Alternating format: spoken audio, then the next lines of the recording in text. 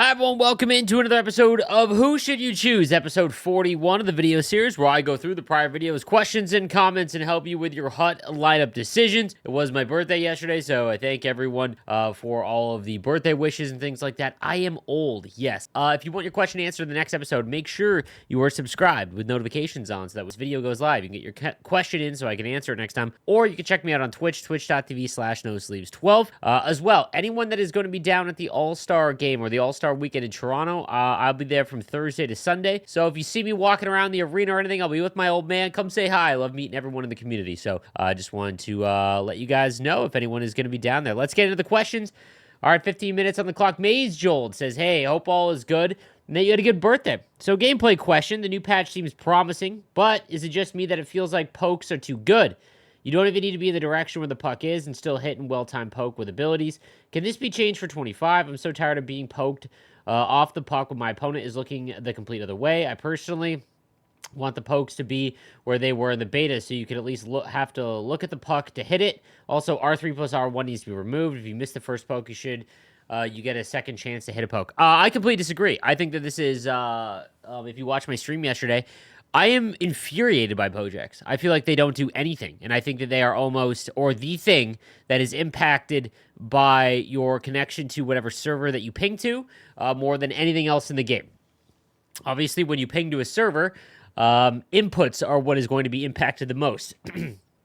So, obviously, everything is an input in a video game, but when you're hitting R1, there's a slight delay if you are not as close to the server or have a better connection than your opponent. So for someone that, pings to a server that, maybe gets 15 or 20 ping less than what you're getting, I find that it is almost pointless to poke check. Not only that, players have 99 offensive awareness, and offensive awareness is the stat that will dictate whether or how easy they can pick up the puck after you lose it. So when when you poke check it and it knocks it free a little bit, and they pick it right back up, that's because your opponent's card more than likely has really high offensive awareness. So I think that this is something that is going to be different for everyone.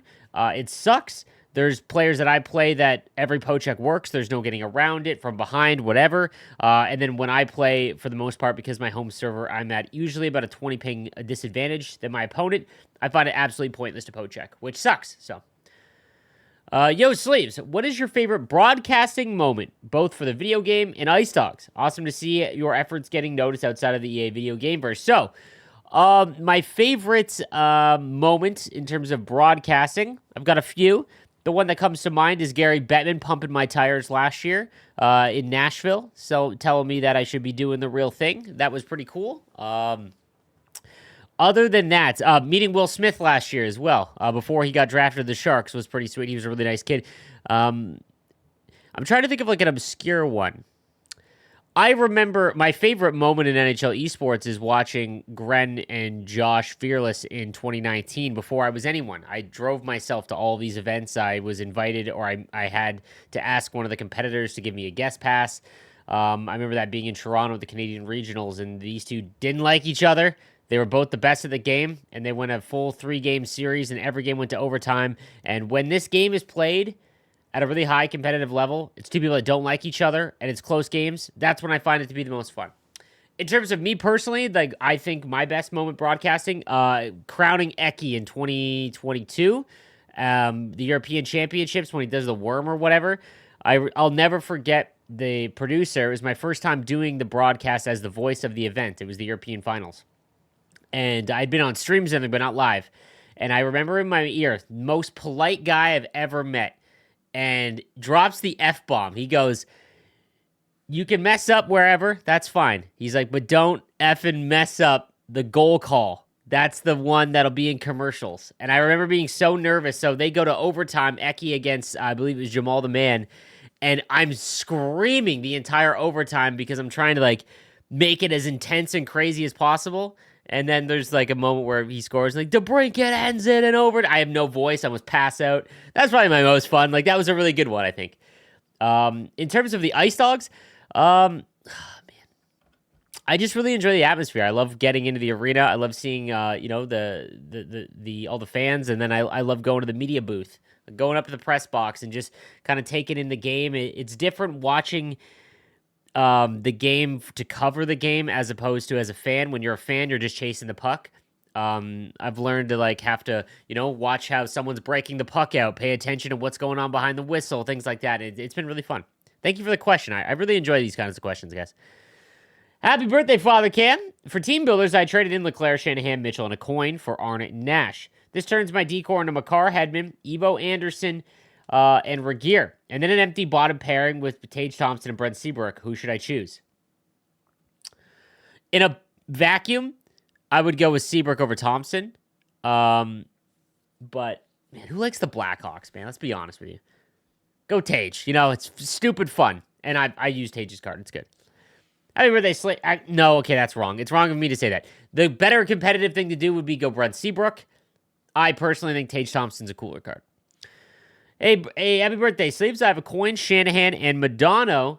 I have a coin, Shanahan, Madonna. Which two should I trade in, and for who? I have X Factor Doughty and Gallery of Greats or on defense. Nothing else. Ugh. Madonna and Shanahan are third line. So you have team of the years. Oh.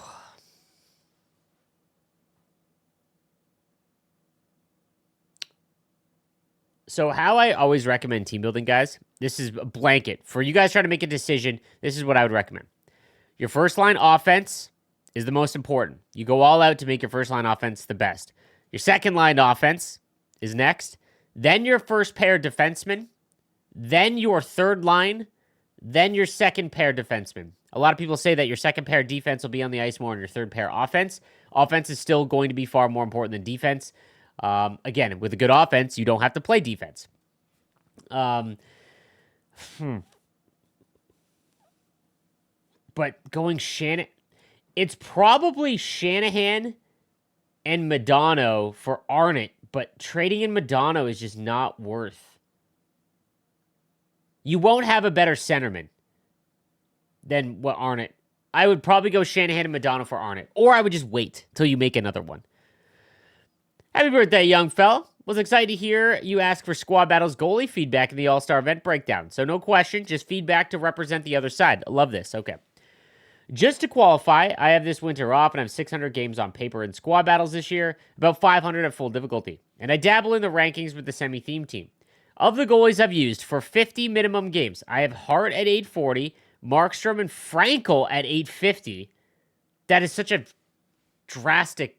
One's 6'6", one's 5'5". Waugh and Ottinger at 860 and Hasek at 870.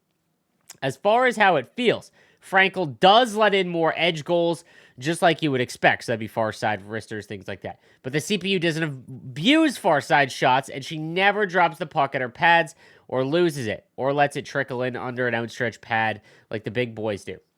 The goalie abilities have been statistically useless, even though Showstopper is visibly noticeable, and the goalies honestly feel extremely well balanced in squads where the computer isn't trying to exploit its own weaknesses. I love that aspect.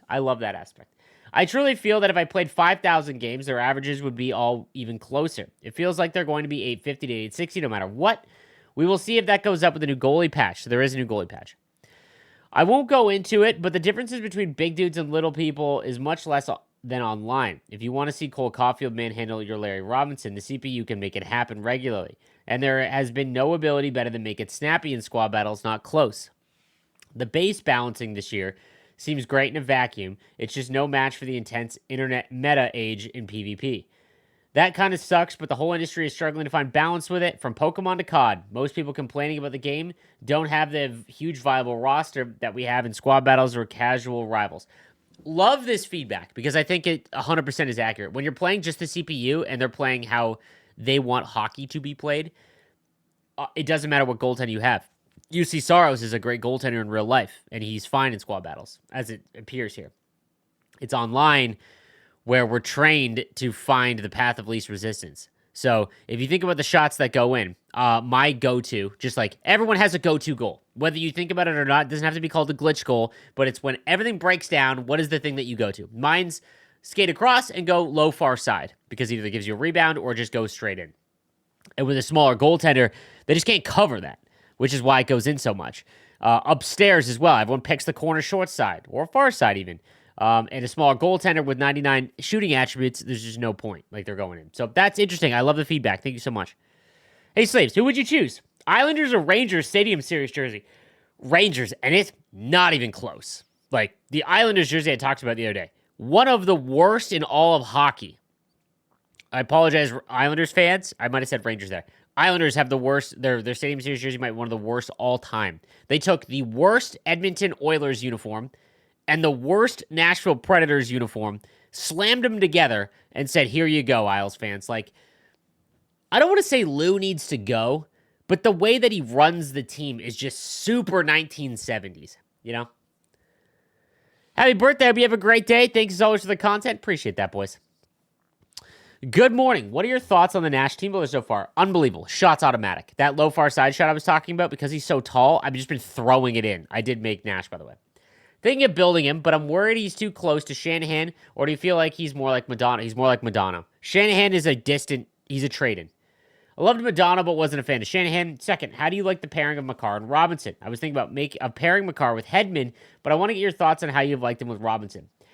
So I traded in a coin. Spoiler alert for no money spent. I traded in a coin. So I needed to figure out, like, Makar was easily my next best defenseman.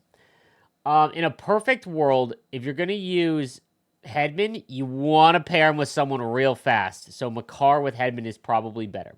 I've really liked Robinson and Makar, but Robinson's already got like 93 speed, so it's not bad. It's Hedman that you want to make sure that you have him someone fast with.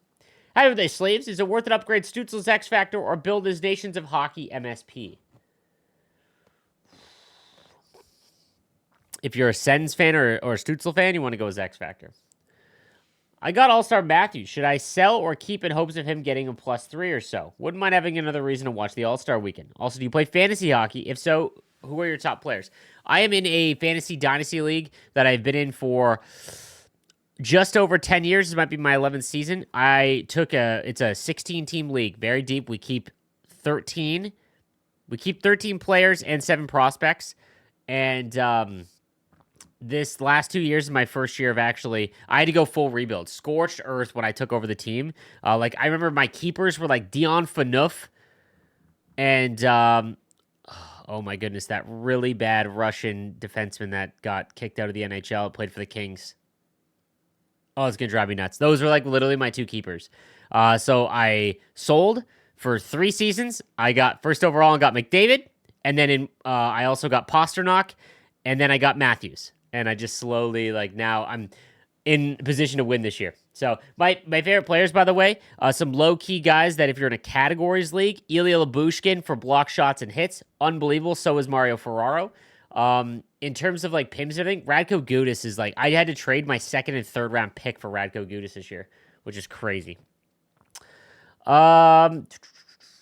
Also Adam Henrique, he's got winger eligibility and he's a really good face-off guy. So if you're in a face-off league, it's a sneaky way to put a winger at center or a center at wing. So in terms of Matthews, I love this event from the fact of it gives you a reason to watch. Anytime that they do that, it's so much better for the game. The issue is the All-Star cards suck, guys. It's my favorite non-Big 3 event. So not Team of the Year Fantasy or Team of the Season. All-Star was always my favorite because it made it super fun. Usually in the skills competition, whoever won the event went to 99 attributes for that event. They're giving him silver abilities. It sucks. Just another reinventing of the wheel when it didn't need to happen, and I'm disappointed by it. I would sell. I don't think any of these... the record for most goals in a game is 5. Okay? Matthews might hit it, yes. But also, you got to remember, these guys are just shooting the shit. They don't care about the game. That's not the right thing to say. They don't go all out. Matthews could set up Nylander a million times. If you go and look at Connor McDavid's goal performance, it's not very high. Hi, Slaves. I'm free to play. I have 30,000 coins, have Madonna and Regier. And I have Matt and Lemieux and Weber as my centers, so I'm not targeting Arnott. Wonder if I should sell my All-Star Swayman before or after the All-Star game for the most coins to make Robinson. Regier plus the 90 team up because I want to keep Madonna. Don't sell anyone because right now you can still buy goalies and players for the base price of 87 overalls. There's so many of them, and people don't care about them because this event kind of stinks. But if you can get an 87 overall All-Star card at the bare minimum of what every other 87 overall card is going for. Not all-star, just 87 overall. Go and do that because they could score, go up to 88 or 89, and now you've made thousands of coins. It blows me away that the all-star cards are going for the same price, bottoming out as other 87s. It's nuts to me. Keep swaying because he might be an 89. Hey, Slaves, is Gold Unstoppable Force worth it on smaller builds like Gretzky? He seems to still get knocked off the puck with it activated. Appreciate the videos. We're getting to that point now where a lot of big defensemen have truculence. That's when it wipes it out. If you match up with someone that doesn't have truculence or someone like that, it helps you hold on to the puck. But to be honest with you, Elite Edges, it seems to be more important now.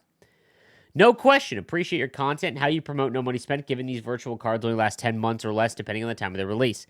Game retention is tough in all games, but feels especially difficult as developers building models appear to make games second jobs now. 100% agree.